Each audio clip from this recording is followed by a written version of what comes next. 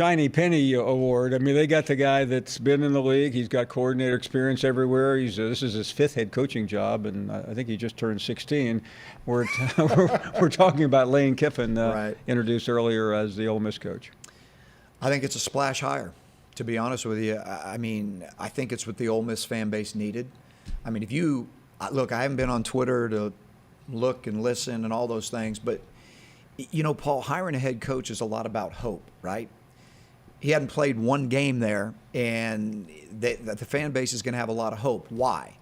Because he's been not only in the league, he's been on this side of the league as the OC for Alabama, and when they broke a lot of offensive records, the success he's had at Alabama, and he's that guy that they know can recruit. He's going to bring a little bit of cachet, and the recruits are going to really like the fact that, you know what, this is Lane Kiffin in my living room. I think for Ole Miss, they win the hiring freeze, the hiring bonanza in the last 3 or 4 days. Listen, Lane Kiffin may or may not be the same Lane Kiffin that you sat in a room with during that 2009 season, but that guy was definitely different than almost everyone else in your coaching room. Yeah, he was out there. I mean, I'll say he was out there, and you know, you hear stories. I can't say I know Lane very well. I know a lot of coaches in the league very well. I don't know Lane very well. I know he's a very smart football coach. I know he's a great play caller. I don't know what he's like day in and day out. You've heard some of the horror stories, and you've as a young coach. But you know what? I'm going to say this: as you get older, you learn, and you can't tell me spending that time with Nick Saban and the way he professionally runs things, you have to just inherently learn. I mean, you have to. If you don't get it, that's a waste of 3 years, and I think that probably helped him a lot. No doubt. So those are the 3 hires, and then we have everyone else. We think is intact. You never know, man. After signing day, it may change, right? Well, I mean, there's going to be a couple of professional openings that may or may not at least be connected to some coaches. So it isn't over completely, but it's amazing to me that we sit around in July and we think we know what's going to happen, and this year it didn't go that way. No, and I will tell you this too, Paul. The coordinator carousel may change a great deal. Let's go back a couple of days, and certainly you're trying to prepare for an important conference game, but schools are coming after you. Tell us how you dealt with all that. Well, really just, put our team first, at FAU, and made sure we were prepared, and, then some other times some phone calls, and then eventually some in-person stuff. But everything was there. I obviously didn't leave the area, and it was done after work. So it was crazy. It was a crazy few days, and so it's great to be here at Ole Miss. They told me the biggest reason they hired me was you actually wrote a positive article about me. So thank you. You got me fired at USC, but now you got me hired again. We're equal. One of these, listen, I have wrongly gotten the blame for your dismissal at USC, and I won't bore the audience, but I happened to be on game day that morning talking about how they needed a change, and just so happened the next day they have. And you blame me for that, haven't you? I do. You did call me Miley Cyrus of college football. That didn't help a whole lot. But no, it was actually, if you heard the press conference today, I talked about, obstacles that we go through in life, that may seem really bad at the time can be really good. That was obviously a very tough stage in time, getting fired there. But, that allowed me and opened a door to go to Nick Saban for 3 years. And had that not happened, I wouldn't be here. And I certainly wouldn't be as good as coach as I am today without having those 3 years. So, like I said, very thankful to Coach Saban and the opportunity he gave me, which really helped me get better. You go through 6 years, between the USC and here that, I think, as you get older and you have to reinvent yourself, you got to rework like we did, go back to scratch, that there's a lot of appreciation for it, that, hey, we did a lot to get here, versus, we did a lot before, but, I was very fortunate and got some really good breaks. Got to be with Coach Carroll and got some jobs really young. My name certainly didn't hurt me in that, so I understand that. So I think that this was all a plan, and it really has made me appreciate, being on this level and this stage and what it means, to the team and to everyone around here. That was crazy at the airport. It looked like thousands of people to me, as we land the plane. And like I said today, I think we a lot better tarmac than the one 6 years before that, that's for sure. Welcome back. Well, we are here, and what an extraordinary conversation that was with Ken about the Saban-Belichick meeting tonight, documentary tonight, I should say. Tony is up next in Louisiana. Hello, Tony. Hey, Paul. I want to ask you, did you see any problems with any of the SEC teams losing over the holidays?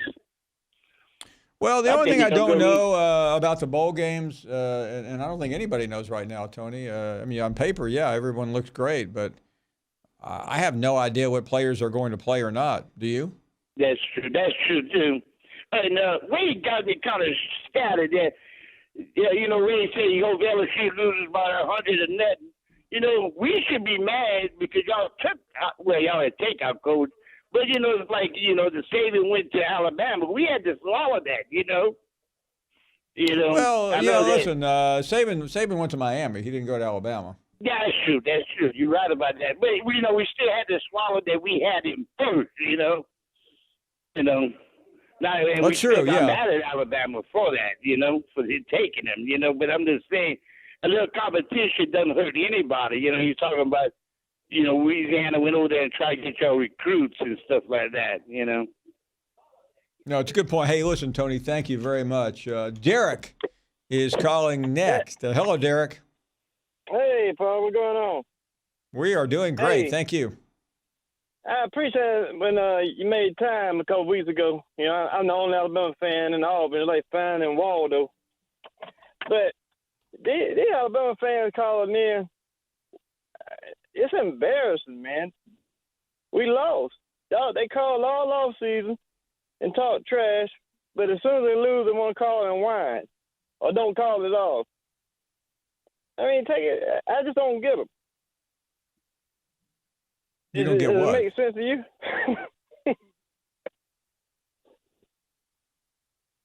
No, it really doesn't. Hey, thanks for the call. William is up next. Hey, William. Hey, Paul, how you doing? We are great. Paul, I wanted to ask your opinion about something. I noticed Nick Saban, he's been there a while, and you always talked about his thumbprint being on the defense. And seems like in the past couple of years that, when you beat Alabama, you've seen the other team's quarterbacks. They always made these great throws. They were just unbelievable throws and catches. And that's what it took to beat Alabama. You go back to Manziel and Watson and all of them. But seems like in the past few years, receivers are just getting wide open, and we don't have nobody covering them. And you think the defensive coordinators are just getting that much smarter than Alabama, or do you think Saban's just kind of so loaded up with so much stuff he has to do, all these appearances and speaking engagements and stuff he's doing, that he's just not, his thumbprint ain't on that defense no more? No, listen, I don't believe Nick Saban does anything. Nothing takes precedent over coaching. I can promise you that. People want to make a big deal about commercials and all that. He does that in the summertime. He doesn't do anything. He doesn't do anything in the fall other than coach. I just think he's, some of his. I think some of it's personnel. He has not had. Some of the players that he's had have been injured, and quite frankly, I'm not sure he's had the same numbers that he had 3 years ago when he had one of the best defenses I've ever seen. Yeah, I'm a great fan of his. My nephew played there. I had the opportunity to talk to Bear Bryant right before he died. I was shot with an accidental gunshot. He called me at home. I'm in the hospital. So I got big ties to Alabama. My daddy's a member of the Red Elephant Club. So I'm not putting Nick down or saying he's not doing his job. But, you just never see Alabama defense let receivers get so wide open. It's just shocking. Great to have you on. Hey, we are heading toward a break. Still an hour and a half to go. We'll talk about the new hire at Auburn today. They hired Chad Morris, once the future of Arkansas. Now he may be the future of the Auburn offense. Brandon Marcello will join us next. Glad you're here. So some news out of Auburn today. Expected Chad Morris to name the offensive coordinator after a less than spectacular run in Fayetteville. Brandon Marcello with the story. Brandon, first of all, we know Chad Morris and Malzahn have been good friends for a long time, but tell us the backstory on how this came about. Well, I think it was not necessarily in the works, but it was almost like a given. If Kenny Dillingham, Auburn's offensive coordinator, if he was going to leave, which certainly seemed very possible when Mike Norvell's name from Memphis started coming up for head coaching gigs, we kind of knew, and from talking to people, that if that were to happen, the first person Gus Malzahn would go after would be Chad Morris, his close friend who he's known since 2004. And I mean, as soon as I heard that Dillingham was leaving, I'm not kidding you, within like 10 minutes, I got a call saying, hey, the job is Chad Morris's, and they just got to work out the deal, and it's just a matter of time. And sure enough, about 24 hours later, they put pen to paper and got it all done. So what is – I know what the answer to this is, but I can't wait to hear your answer. What does this mean to Gus Malzahn, who took over play calling and with great fanfare? Yeah, I would be shocked if Gus Malzahn comes out and says, hey, I'm giving up play calling again, and flip-flops on that. I think it's going to be more of the same of what you saw this year. He's going to continue calling plays, but I think the difference with this hire is that he probably will be more willing to listen and implement ideas from Chad Morris than, say, maybe any of his other offensive coordinators he's ever had, including Rhett Lashley, Chip Lindsey, and Kenny Dillingham this past season. I don't think he's going to say, hey, Chad, you call the plays this season. I think Gus wants to continue to do that. I think they're going to try and work on improving their passing game, because it's obvious that the passing game has become the strength of this offense under Bo Nix, and they've got to get things a little bit more complex with their passing scheme to be able to move the ball down the field and score more points, which they kind of struggled with this season. How does it affect recruiting? Not recruiting overall, but the recruiting of Chad Morris's son. I've been getting a lot of questions about that. I'm fully expecting Chandler Morris, the four-star quarterback, to not come to Auburn. I know that he had visited here back during the Iron Bowl, was previously committed to Arkansas, obviously, and then decommitted once his dad got fired from there. But I suspect that he's going to consider Oklahoma and Virginia Tech. And, just from talking to folks, I wouldn't be surprised if he ends up landing at OU. Good place to go for a quarterback. Yeah, I would say so. Brandon, what's it been like a week and a half, nearly 2 weeks after the Iron Bowl? We know what that game meant to Alabama. What has it meant to Auburn? It's meant a lot. It's given them some momentum recruiting-wise. I think the idea of winning 10 games has really kind of given the fan base some rejuvenation, so to speak. But, Auburn fans, or really any fans in the SEC, they always want more. So on Sunday, when the bowl game matchups were announced, they were a little peeved off to see Alabama ahead of them in the Citrus Bowl. Auburn fans were kind of hoping for that, to see an Auburn-Michigan matchup. That didn't happen. So they're a little peeved off about that, but I think overall the fan base is pretty happy. Sometimes when you're just sitting around idly and there's no games going on, you just look for things to pick at. But I think the fan base is in a pretty good mood, and the general reactions, not just since the Iron Bowl, but since the hiring of Chad Morris here in the last 2 hours, and really the last 24 hours when it was reported that he was probably on his way, it's been pretty positive. They really, really like the idea of Chad Morris coming in and adding some ideas to this offense. Let me ask you about the defensive side of the ball, Brandon. And certainly Kevin Steele is an amazing coach and has a wonderful reputation. Would you feel comfortable saying you think he will remain? And I bring that up only because there's always scuttlebutt out there about coaches, and his name has come up among the scuttlebutt. Yeah, I haven't really heard anything about him seriously considering leaving. I think he's pretty comfortable at Auburn. His contract runs through, I think, 2021.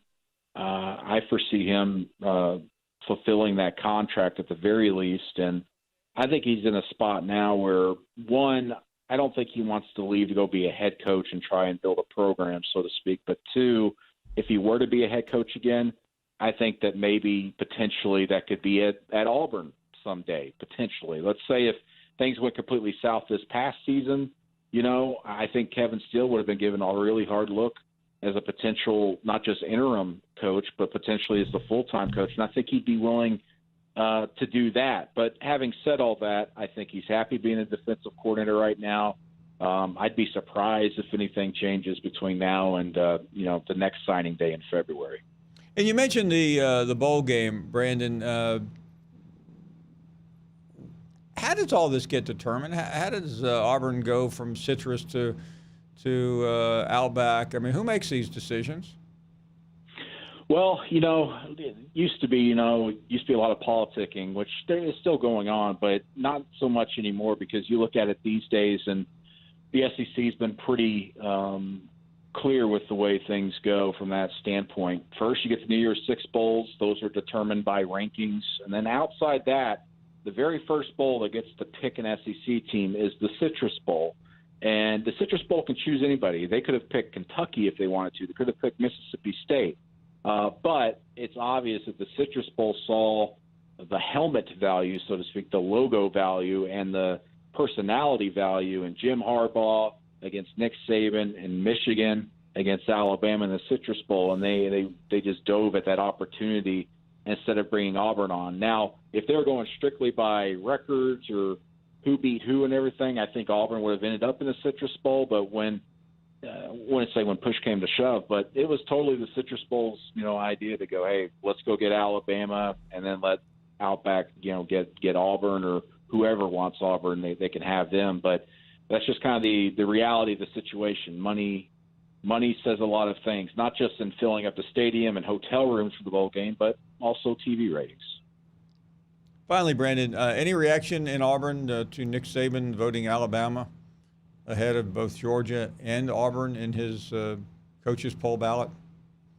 Yeah, it's just been interesting. I don't think fans are really all that angry for some reason. I think Auburn fans, especially after Nick Saban said that the ending of the game was unfair and everything, it's been interesting.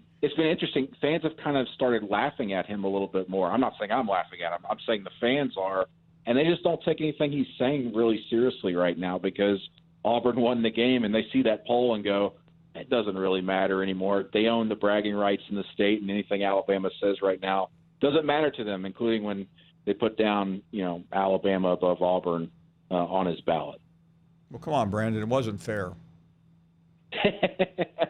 Football's not fair, but you know what's not fair? Life's unfair sometimes. But I tell you what, I can't wait to see Nick Saban run that trick punt formation in the bowl game because he's going to run it at some point, right? Yeah, he's waiting for it. Not fair, unfair.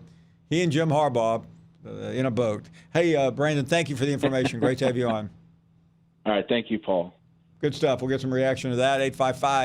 855-242-7285. It's been a busy show. We had the new Missouri coach on, Eli Drinkwitz, of course, yesterday. Lane Train, your phone. The only way I know how to fix something is to go to work. And I believe that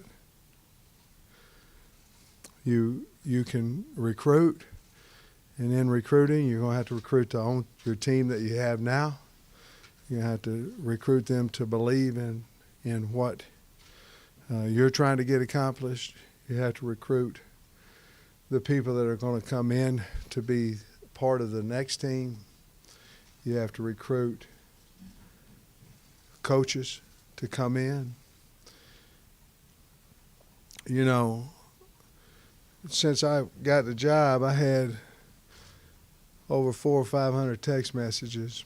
And of those text messages, there's a lot of people in America that think about the Arkansas Razorbacks same way I do. And you might be shocked, you might not, to see some of the coaches that want to come here and be a part of Arkansas football and where they're at right now, and not unemployed, but great programs around the country. I've kind of always felt that way about Arkansas ever since I was a kid. And I want to tell you something. You guys were really good to me when I was here last time. You let me take my shoes off when I wanted to. Sometimes I'd take my socks off too, but y'all didn't seem to mind. You was good to me. I understand you're going to report like you need to report. I understand that too. But I'm going to go to work. I'm going to go to work. I'm going to hire a good football staff. We're trying to get them in as fast as we can. But to say I'm proud to be the head coach at Arkansas is an understatement. What we want is we want to be versatile. I love the RPO game. I like the quarterback read game. And I like 11, which one tight end, 3 wideouts. And I like to throw the flash screens and different things of that is into the RPO system. Again, when I was here the first time at Arkansas, we played bully ball. And it worked for us at times, and sometimes it didn't. It's like football. I think there's a time to bully people as well, but you better have the guys or you're going to try to bully somebody. So right now, it'd be more of a pin and pull, more of an RPO system, things where we can get angles in blocking and edges as fast as we can with either read style or pulling linemen to get out there. Welcome back. Let's get some more calls in here after a number of guests. Nick is in Florida. Hey, Nick. Hey, good afternoon, Paul. How you doing? I'm doing well, thank you. Thanks for taking my call. Just to start off, I know you're an SEC guy, University of Tennessee alumnus, but I was hoping we could redirect the conversation into some ACC football just for a moment at least. Of course. So I'm a fifth-year senior at Florida State, and ever since Jimbo left the program about 2 years ago, it's been pretty much a downward spiral.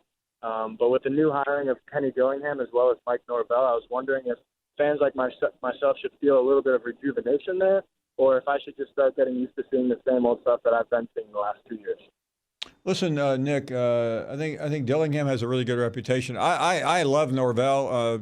Really have always been impressed with him, and nobody can make a prediction that matters because that's all they are. But I think this time FSU has the right coach. I don't really know what happened wrong and why Taggart didn't work, but it didn't. But I think Norvell is a very experienced coach. He's been successful at a place that, quite frankly, I'm shocked at. I'm from Memphis, so I know that program pretty well, and I never thought I would see some of the things that I've seen from either Fuente and especially with Norvell.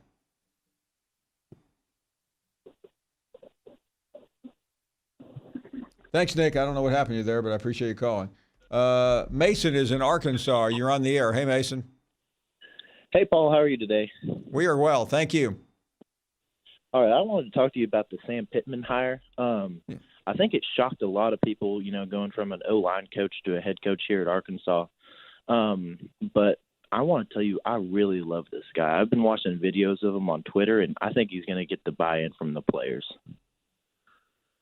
Please explain, because I think a lot of people are concerned by the hire. Yes, well, I've just listened to him talk to all the players. They took videos of his meeting, and he sounds like a good motivational guy. He seems like he cares about the players. I mean, a lot more than Chad did, at least. We found out that Chad really didn't have buy-in from the beginning. But I think Pittman's really going to get this thing. I mean, I think he's the guy to do it. It's not going to – I don't think it's going to happen soon by any means because our rosters isn't in the spot it needs to be. But I think Pittman's the guy. Do you have any thoughts on that? Listen, Mason, I don't know. I don't think there's any way you know. I appreciate you being optimistic. I was pretty optimistic with Chad Morris, but in the end, we were wrong. Yes, we were. What do you think about him at Auburn? I don't think it's that big a deal. He's a good quarterback coach, but Gus Malzahn is going to be the play caller. So what's changed? Yeah. All right. Well, thank you very much, Paul. Have a great day. Yeah, thank you. I mean, I'm not sure at this point what Morris's credentials really are. Thank you for the call. Steve is in Georgia, and you are next up. Hey, Steve. Hey, Paul. Thanks for taking my call. I'm calling you from the high school football capital of the world, and we've got our Lowndes High School football team playing in the state championship Saturday night for the. That's fantastic. So, what I wanted to run by you and get your opinion on, Paul, was, the major bowls have kind of, the luster of them has kind of been declining since the playoff system's been in. Wouldn't it make sense to take the four big bowl games like the Rose, the Orange, the Sugar, and maybe the Fiesta, and have the 8 teams have 2 in each one, and have the 18 playoff just using those bowls instead of the current playoff system? Listen, I mean, these are all really good ideas, and I'm all for having fun talking about them. But the problem, Steve, is it's not going to change. This system is a $1 billion enterprise, and it's set in concrete. And once these guys have put it into reality, it's not coming back. Yeah, so the money has a lot to do with it. Well, I just noticed a lot of the players are not wanting to play in the bowl game, and they're staying out for the pros, and it just seems like it's taken away a lot of the luster of the bowl game. Well, I totally agree with you on that. You are 100% correct. Hey, thank you for the call. Uncle Spike is up next. How are you, Spike?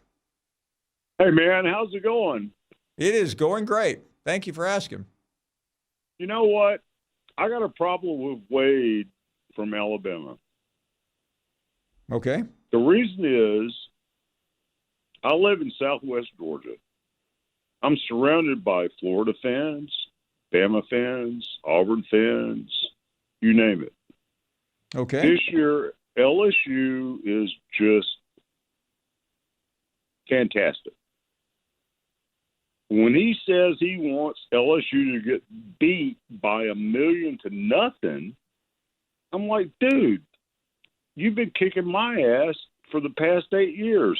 But I root for Bama and the SEC during the postseason. That's all I got to say. Great to have you on. Thank you. Let's go to Garrett in the ATL. Hello, Garrett. Hello, Paul. Thank you for taking my call. I've got 2 questions. I'll be very succinct.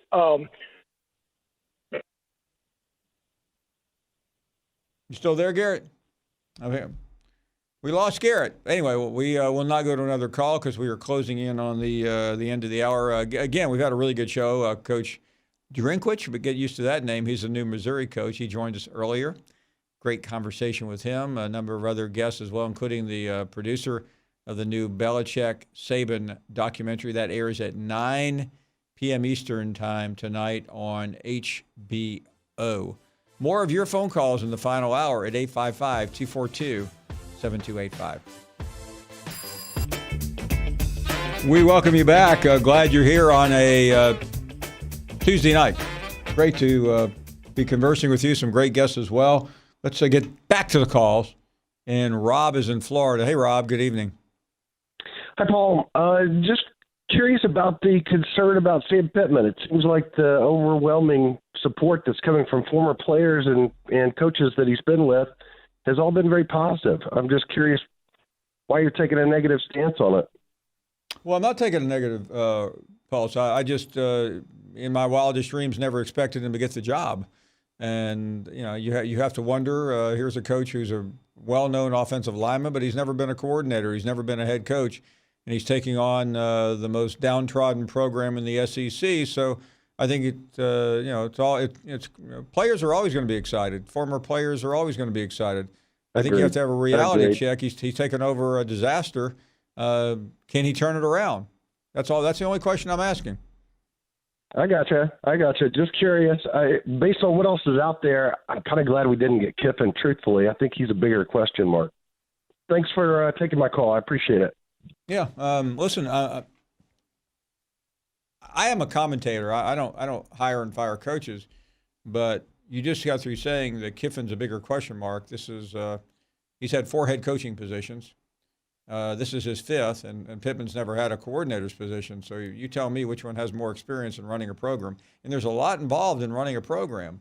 Let's continue with more calls, and Pam is up next. Hey, Pam. Hey, Paul. You were asking a question earlier, and I wanted to tell you a little story and give you an answer to the question you asked, which was, what difference does it make who I'm pulling for? I'm a Clemson fan, no doubt about it. But 2 years ago, I didn't go to that Clemson game where we got beat by Alabama, but I did go to New Orleans 2 days after the game. And as I was walking the streets of New Orleans, my husband had on a Clemson hat. And I cannot tell you the number of people that came up to us and said, oh, my goodness, we were pulling for you, and we so much wanted you to beat Alabama. And I didn't think those LSU fans suddenly became Clemson fans. They became Clemson fans because they hate Alabama. And so I guess what I'm saying is the difference is, if you don't have the passion of the fan, you don't have college football. Wouldn't you say? Listen, I have never thought it really mattered, Pam, who fans pulled for. I think it's a little overdone, and I think it's a personal choice. I don't tell you what to believe in. I shouldn't tell you who to cheer for. You can cheer for or against anyone you want. But don't you think it matters that I cheer for someone? Otherwise, what is college football? Well, no. Listen, I mean, I don't. You're right. There's no such thing as agnostic fans.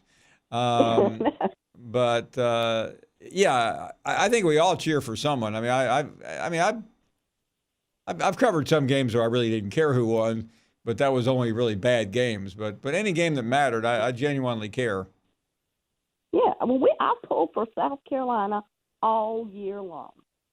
And you know why? Because I wanted them to be ranked, because that was important to Clemson. Sure, absolutely. So I didn't love South Carolina, but I pulled for them.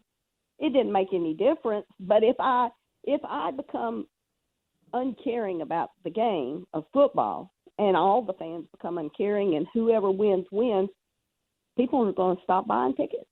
It's all about passion. That's a great point. Well, thank you very much for the call. David is in San Francisco on this Tuesday night. Hello, David. Hi, good afternoon, Paul. Thank you so much for taking my call today. Listen, I'd love to get your reaction to really one question and one proposal as it relates to the whole selection committee process. And the question is whether you feel, as I do, of defensive performance, I guess measured by points per game allowed, yards per game allowed, has just become too underweighted relative to margin of victory and strength of schedule. Or if you feel like the committee instead is merely acknowledging that the combination of rule changes and offensive schemes, that there are secular changes that have just naturally resulted in higher scoring offenses, and that they're not going to penalize you as much for a 52-35 victory. Any thoughts on the role of defensive performance? Because it just feels like it's not being weighted enough in the calculus.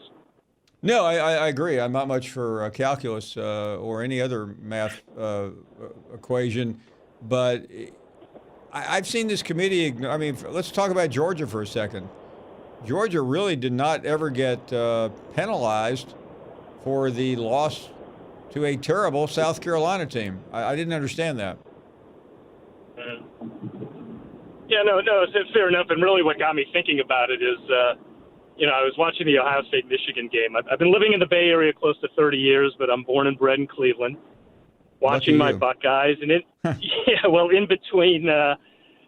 in between the broadcaster comments about how the Buckeyes are dominating the game, the paranoid element in me kept thinking, wow, they've given up 29 points. How's the committee going to reflect on that? And, of course, all I had to do was wait a few hours to watch Alabama careening towards giving up close to 100 points in their 2 losses. So it does feel like it's just becoming, much like basketball, with small ball rule changes, no hip check. Defense has become an afterthought in, the calculation of who's on top. If you don't mind, I wonder, one quick proposal I want to offer up in your reaction to. Sure. You had a caller, I think it was yesterday or it might have been last week, and they were commenting on the seeding in the Final Four. And he made some reference to perhaps number one should play number two, and Right. I wasn't exactly following what the thought process was. But it occurred to me, it got me thinking, and I'm wondering, why should there be any seeding or ranking? Maybe it should just be binary. You're either in the Final Four or you're not. The committee could just announce the 4 finalists, and much like the NBA lottery, line up and draw ping pong balls for seeding. And it gets rid of a lot of the nuanced controversy, for example, with an Ohio State LSU issue. David, I understand what you're saying, but shouldn't you try to be number one versus number 4? And if you are number one, shouldn't you get some benefit out of it as opposed to being chosen by a ping pong? Well, I would respond 2 ways. Number one, when you reflect upon the college brackets in the Final Four in basketball, the matchups in the national semifinals are predetermined by bracket. You just don't know who's Right. going to represent it. So there is a bit of a precedent there. And secondly, and this is more to my point, college football has a greater element of subjectivity than just about any team sport in terms of how champions are determined. The whole idea of selection committees and ranking. By eliminating the my method of just limiting the subjectivity to one event, choosing the Final Four, as opposed to compounding subjectivity by ranking those 4 once again, I think it creates somewhat of a more fair and balanced system over time. Listen, fascinating conversation. Rarely am I fighting uphill to keep up with a caller, but I was there. I don't think I'll be here. Cat Daddy is next. Thanks for taking my call, Mr. Finebaum. I got a few takes on these new coaches. That fellow that hired in Arkansas, I watched his press conference. He looked more like a funeral director than a football coach. And I think the guys from Memphis, Novell, going down to Florida State, is one of the best picks out there. And I like Chad Mars going to Auburn. And now Junior, he thinks Lane Kiffin going to Ole Miss is like telling Wayne Newton he's got to leave Las Vegas and play Branson, Missouri. You just don't expect Lane to want to go down to Ole Miss. You expect him to be at some big school. You know what I'm saying? Now, I do know what you're saying, yeah. But anyway, I wish him all good luck in the new jobs. And they done added old Muschamp up here and gave him some more money today. Lord have mercy, we're all mourning over that. It ain't been a Muschamp got a new deal? Yeah, they going to give him $200,000 more for the years that he's got left. I said, I hope there's only one more year. But I ain't been this depressed since Boone's Farm quit making wine. Good to hear from you, Cat Day. We're up against a break. More to come as we continue right here. We'll be right back.